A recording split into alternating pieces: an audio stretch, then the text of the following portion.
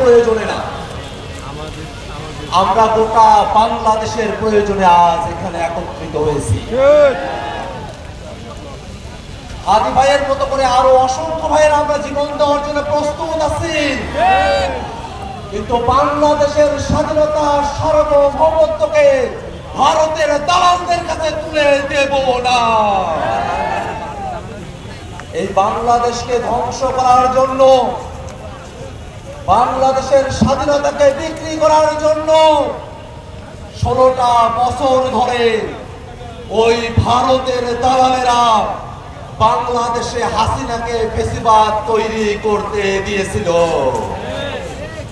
আর 5 আগস্টের পরে এই বাংলাদেশের গণহত্যাকারী, মানবতা বিরোধী অপরাধী শেখ হাসিনাকে তারা ভারতে জায়গা দিয়েছে।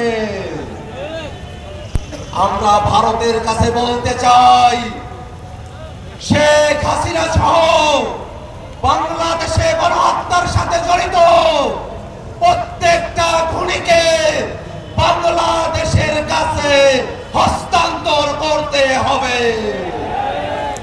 ভাইরা আমার, আপনার ভাই জীবন দিয়েছে, আবু সাইদ জীবন দিয়েছে, শরীফ ওসমান হাদি গুলি গেছে। আমাদেরকে আর নিরাপত্তার ভয় দেখিয়ে লাভ নাই।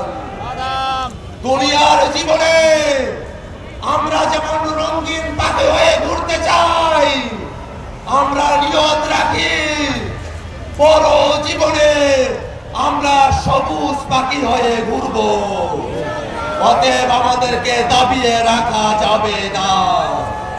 আমি আপনাদের কাছে কামনা করি, হাত উঠিয়ে আল্লাহর কাছে দোয়া করুন, আল্লাহ হাদি ভাইকে আমাদের মাঝে ফিরিয়ে দাও, জুলাইকে বাঁচিয়ে রাখো, আমিন। জুলাইয়ের সকল শক্তিকে বাংলাদেশের জন্য একতাবদ্ধ থাকার তৌফিক দাও, আমিন আমিন।